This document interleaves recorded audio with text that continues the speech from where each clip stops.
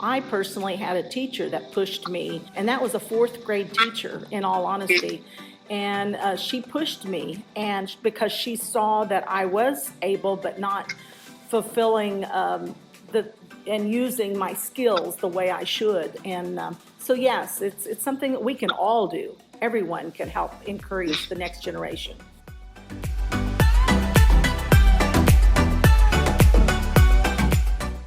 Hey friend, welcome to the Workforce Link podcast, where we're offering forward-thinking conversations for the workforce, linking employers and job seekers to a brighter tomorrow.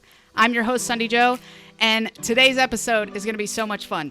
Y'all, I got to do a thing, okay? I got to sit down and have a conversation with First Lady Teresa Parson. That's right, First Lady Teresa Parson. We had fun. We talked early childhood development, we talked mentoring, Missouri history, what it's like to be the governor's wife, and we even talked about cows. That's right, we talked about cows. How in the world does that fit into the Workforce Link podcast? Well, you're going to have to listen to find out. Hey, but before we dive into today's episode, can I ask you a huge favor? If you haven't already left a review for the Workforce Link podcast, would you mind heading over to wherever it is that you listen to podcasts and making that happen? This helps others find us, and guess what? That's our goal, right? To enjoy these conversations with as many people as possible. So thank you so much in advance for doing that. I appreciate it. So, now that we got some business covered, are you ready to dive into today's episode with First Lady Teresa Parson? She's the wife of Missouri's 57th governor, Mike Parson. She brings to her role as First Lady the experience of being a mother, grandmother, businesswoman, volunteer, advocate. Whew, that's a mouthful, right? After working 40 years in the banking industry, she retired to continue serving her community. She served on the boards of the 30th Circuit Juvenile Detention Center, A-Plus Program, Industrial Development Authority, the Bolivar Educational Advancement Foundation, the Bolivar Chamber of Commerce, and has volunteered for the American Cancer Society's Relay for Life. Like her husband, Teresa has a strong commitment to education. She's also a dedicated advocate for special needs children, making Missourians more aware of the role that these children can play in society when given the opportunities. So, without further ado, my friend, here's my interview with First Lady Teresa Parson.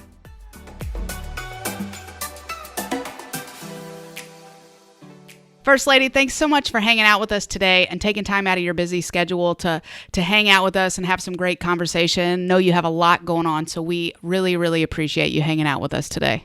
Well, I'm very happy to be here. Thanks for the invitation. Well, let's just dig right in because we have got some fun stuff to talk about today. You have a strong commitment to education. Why is that something that is near and dear to your heart? Well, of course, I do have a strong tie, as well as the governor, to education. And I think part of that comes from just being a mother of two, and a grandmother to six, because I think education is definitely a key for children to grow and to learn, and of course to be good citizens in our state here. So it is very important to me, and I will work during my time as First Lady and thereafter toward education for all of the children across our state. Well, thank you for having that passion. You know, sometimes we can't fully understand something like that until we're deeper into it, and you definitely show a passion for that. So thank you. Well, you know, it is something that I think that is so very important, and that in itself for the children is a time well spent early on, and you're going to be seeing more early childhood development programs and stuff, I think, during our time, because it's important to start the children out at an early age, reading to them, doing activities that are educational to them, taking them places of education. And I think that's just highly important for beginning at a very early age. And you're going to see more of that during this Parson administration, I believe. I love that. There's this quote that says, readers lead and leaders read. So why not start them early, right? Perfect. I love that quote. Speaking of education and starting early, what do you think we can invest into our future generation starting now? Well, as I said, early childhood development is a key factor, I think, starting there.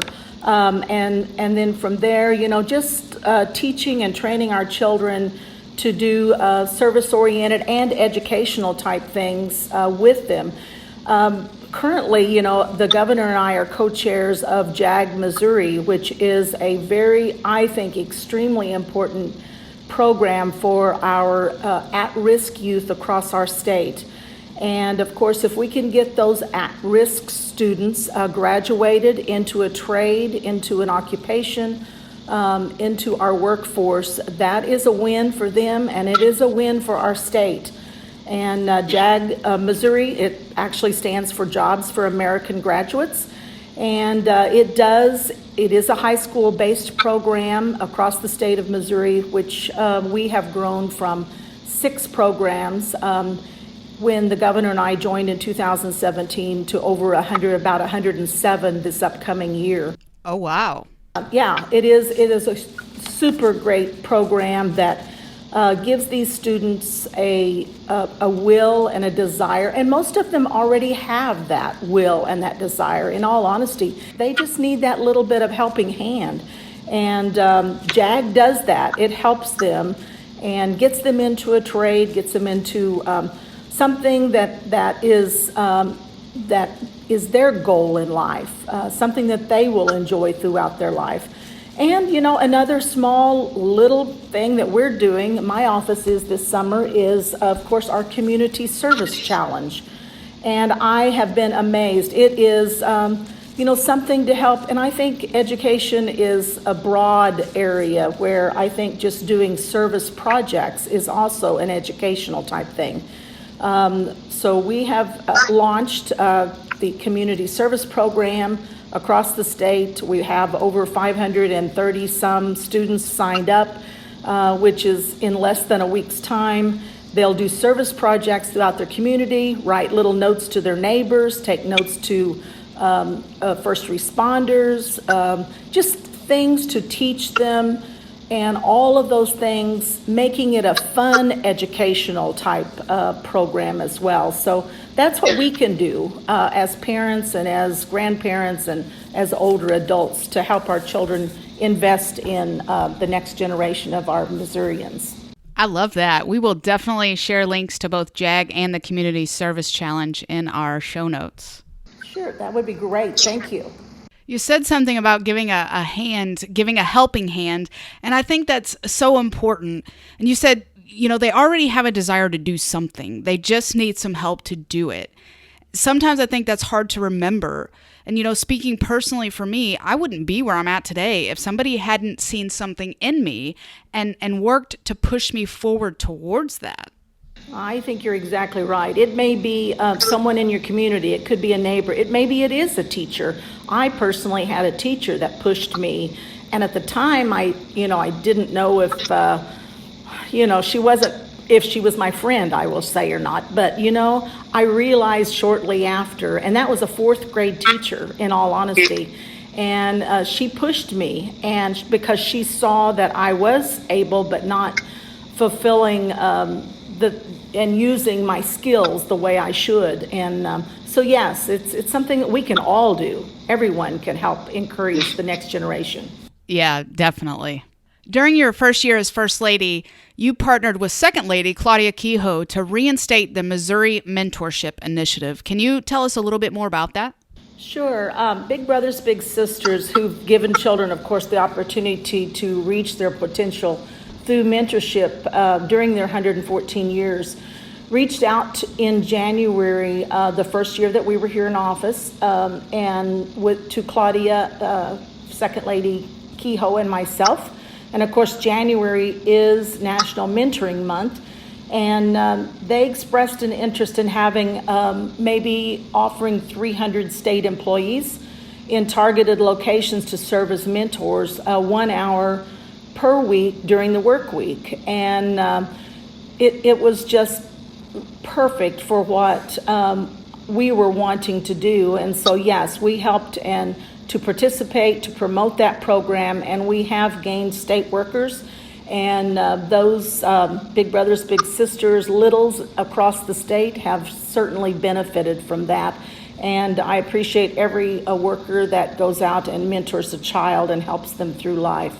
I love that. You know, Andy Stanley says you do for one what you wish you could do for everyone. And this is the prime example of doing that. That's great. That's great. So you have a love for history, and you're always doing something to let Missourians know about the history of our state. Have you always had that love for history? Well, actually, I would probably have to answer that as a no.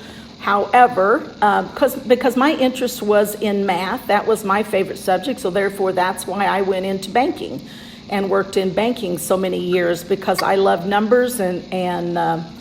But however, as I became First Lady, I began to realize and begin to research things about our state and about the People's House, as I like to refer to it, and the history I want to share with the state of all Missourians, because it is so important and it is actually very, very fascinating.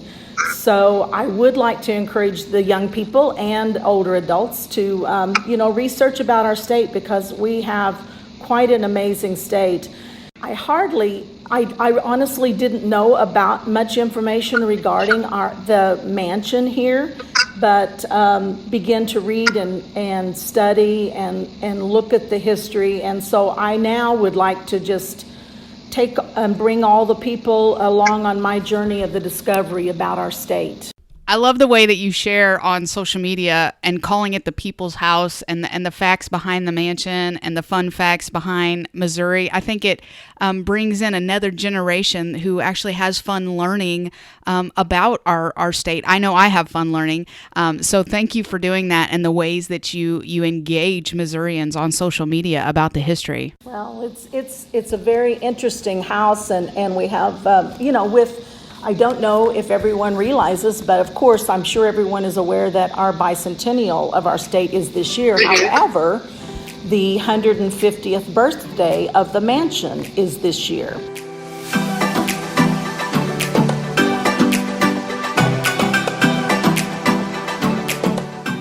Hey friend, I hope you're having as much fun as I did hanging out with First Lady Teresa Parson. She has a lot of wisdom to share for sure.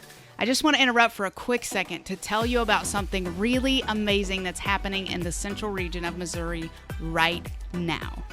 As an employer, you have a heavy responsibility in running your business, maintaining various aspects of the day in and day out operations. And sometimes finding that ideal team member to invest in the growth of your business can't always be your top priority. That's where the Central Workforce Development Region comes in. We can match youth ages 14 to 24 with employers like yourself in order to remove your barriers to productivity and their barriers to the start of a successful career. Success for today's youth doesn't happen without employers like yourself. So, how does the process work? Our career managers work one-on-one with clients to understand their goals and remove any barriers which would keep them from success. We then work hard to match our clients to a career pathway that will not only remove their employment barrier, but put them on the road to a future of doing something they actually enjoy. Through our work experience and on-the-job training programs, you get a team member who's ready to work and invest in your business. We cover their wages and workman's compensation, and they not only get a paycheck, but a peace of mind that what they do matters. It's a win-win for everyone. So if you're ready to build a better future for your business while helping the youth of Missouri build a better future for themselves, we want to help make that happen. To learn more about our program and find your next great team member, visit cwdregion.com/youth. That's cwdregion.com/youth. And now back to our interview with First Lady Teresa Parson.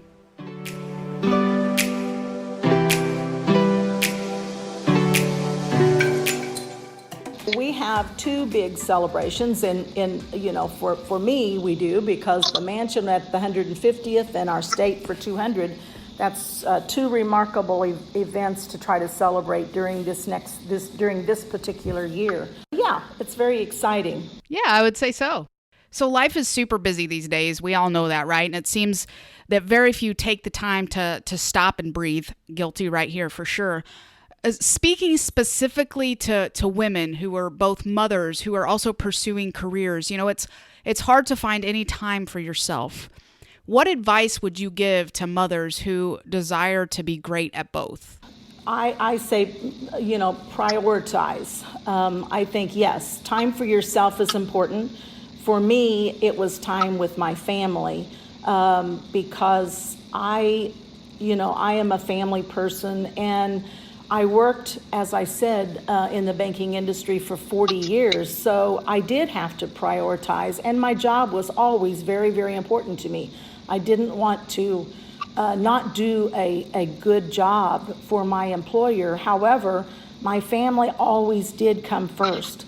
And there's times when you can do small little things with the family. Their events, school programs, sporting events. And of course, now that my grandchildren are older, of course, FaceTime because of our distance a little bit, text messages. Those are the kind of things that I do with my grandchildren. Send them a quick text message, share a thought or a scripture or something with them. And of course, the little smaller children, when they were young, weekends were pretty much dedicated to time for myself, but mainly time for my family. That's when I found time to take the kids to pumpkin patches during the fall and the zoo, and take hikes or walks through.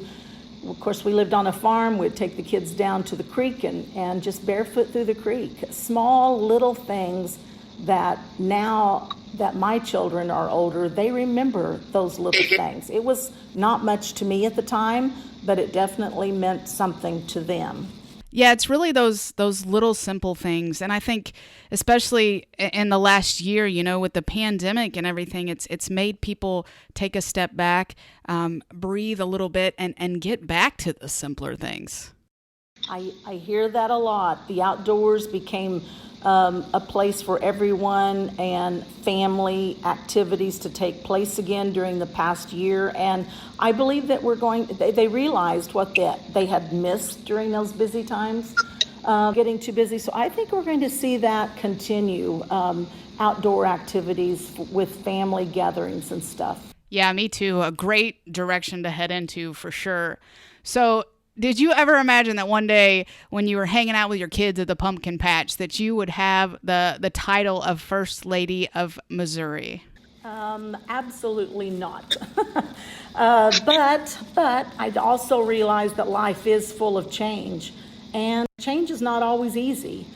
But a lot of it is in your attitude toward your change. I worked with individuals that change was not easy for them, and then I worked with others that readily accepted change. I honestly, because I had just retired.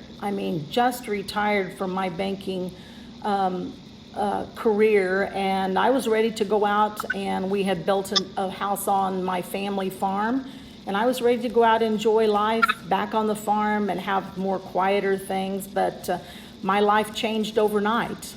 And as I said, it's not always easy. I'm grateful for the time in my life that I had in my career, but this is also something that I've enjoy, I've accepted, and but it was a change, but it's a lot in the attitude of everyone, and you just have to make adjustments, and that's something that we do throughout life. It's not a one-time thing, but there's constant changes in our life, and not always easy, but usually in the end, it's like, why did I worry about that? It wasn't that big a deal now. Yeah, it'll always be worth it if you embrace it, for sure. For sure. Well, I'm sure there are parts to being the wife of the governor of Missouri that aren't necessarily always fun. How do you respond to negative criticism, and what advice would you give those who face negative criticism?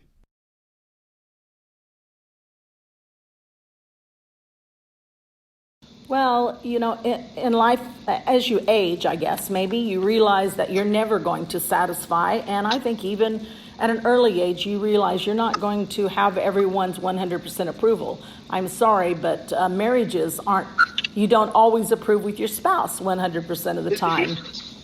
So criticism is hard, especially when you're in the public eye a lot of times. But it is more difficult, I think, when the criticism is directed toward people that you love. And I can deal with the criticism, but when it becomes criticism for a loved one, that's when it's more difficult for me. So therefore, social media is not a big part of my day any longer. I stay away from social media, and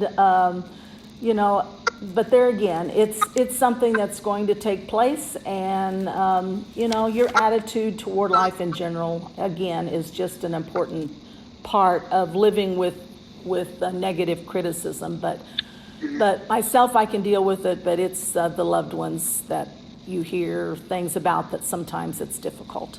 Yeah, totally understandable. Part of that's probably your nurturing mother, rearing up and saying, okay. Totally. But what's so great about that, and what we could all definitely learn from that is, your boundaries. Hey, I'm not going to get on social media because I'm probably going to lose my peace. And why would you do that to yourself, right? So you know your boundaries, and that's great. That's exactly right. And there again, I have a special room here in the mansion back on the sun porch that it's kind of my quiet, peaceful place that I can go to and unwind and relax. And some of those thoughts just melt away. It seems like takes care of things for you. Yes, love that. Well, what is one thing that you love to do for fun? We can't have all work and no play in our world. So what's one thing that you love to do for fun? Well, definitely spend time with my grandkids. That is a priority of mine, and it's very much at the very top of the list. So we have a wide range of grandchildren from age 23 down to age 2. So I have all ages, and it's peaceful for me. I can relax, I can unwind, I can enjoy with the 2-year-old, and then I can go talk to the 23-year-old, and life is good when I'm at home with the kids. From there, it's enjoyable for me. When we get home, I'm a farm girl at heart, and I guess once a farm girl, always a farm girl. But when we get home, one of the things that is peaceful to me is to get on our tractor that we have and ride through the fields, look at the cattle, and drive through the creeks and through the woods. And that is an escape and a de-stressor. So I enjoy those kind of things. So that's what I do now, because I don't have a lot of book reading time. I do read books, but it takes me a long time to read now with my short times to read. So, but that's the kind of things that I enjoy doing, is basically and mostly family related events. I love that. You were talking about, there's just something so peaceful about, being on the tractor and being out in the field. And there's just something so peaceful about cows. I don't know what it is, but I just got back from vacation not that long ago in Texas, and we stayed in this little Airbnb, and we just had cows surrounding them. And, we woke up to them in the mornings mooing, and went to bed at night mooing, and just sat out on the porch and listened to them. And it was so peaceful, so relaxing. Yes, we enjoy looking at that. And right now, of course, every time we are able to go home, we check the hay fields, so there's always something, new baby calves running across the field, or the grass growing and the hay fields growing. There's always something. Yeah, well, this has been a blast, and I don't want to take up too much more of your time, but just to ask before we close out, is there anything else you want to add to today's podcast episode? Well, I just would encourage everyone to if you have an opportunity and you have someone that you see that is having a little bit of a tough time in life, maybe, be there as a friend. You don't have to get involved in it, but you can always lend a helping hand as far as a friendship. And it may be a neighbor, it may be somebody at a church or your work or something, but a smile, a nice little compliment sometimes, it goes a long way with people. So I would just encourage everyone to do that at any point in time that they see someone that is struggling a little bit. The best advice for the week right there. What a way to end. Great. Well, thank you for having me on today. And, get out and enjoy some of the bicentennial celebrations that's going to be going on across our state this year. Well, thanks for hanging out with us today, for taking time out of your schedule to spend some time with us and have some great conversation. Really do appreciate it. Very good. Thank you. Have a great day.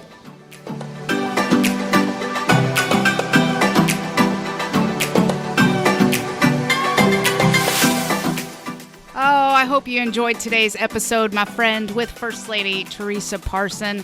So full of wisdom, love all that she is involved in, and that would be my encouragement for this week, too. There's so many different programs that she talked about, but one of the things that stuck out to me most was mentoring others, walking alongside somebody else, and so that is my encouragement for you this week. Pick one person, just one person, to encourage, to walk alongside, to do life with. Because I promise you, my friend, that you won't regret it and that their life will be changed for it. I hope that you enjoyed today's episode, and I look forward to seeing you again next week. So have a great week, and until then, remember, there's always a brighter tomorrow if you're willing to find it.